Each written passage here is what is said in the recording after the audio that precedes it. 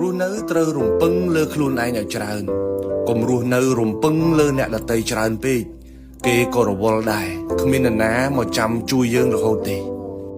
យើងត្រូវការកម្លាំងចិត្តតែកុំរំពឹងទន្ទឹងរង់ចាំឲ្យអ្នកដទៃមកលើកកម្លាំងចិត្តយើងឡើយគេមិនលើកទឹកចិត្តយើងក៏កុំខឹងគេហើយត្រូវតែរកវិធីលើកទឹកចិត្តខ្លួនឯងជាប្រចាំយើងត្រូវការលើកទឹកចិត្តតែយើងមិនរំពឹងថាអ្នកដទៃមកលើកទឹកចិត្តយើងរហូតទេគេជួយលើកទឹកចិត្តយើងអរគុណគេណា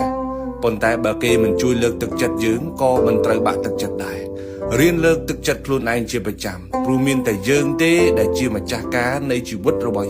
យើងត្រូវការលុយតែកុំរំពឹងថាសុកណានាម្នាក់នឹងយកលុយមកឲ្យយើងដោយស្រាប់ឲ្យសោះអ្នកត្រូវខំប្រឹងរកវាដោយខ្លួនឯងបង្កើតក្តីស្រឡាញ់ឲ្យคล้ายទៅជាចំណូលខំប្រឹងដុសខាត់ខ្លួនឯងឲ្យស្រឡាញ់អាជីពដែលខ្លួនឯងកំពុងធ្វើរៀនជំនាញថ្មីដើម្បីបានចំណូលបន្ថែមកុំដេកចាំជំនួយពីអ្នកដទៃអត់កំណើតទេយើងត្រូវការលុយតែយើងមិនដេកចាំរំពឹងលុយ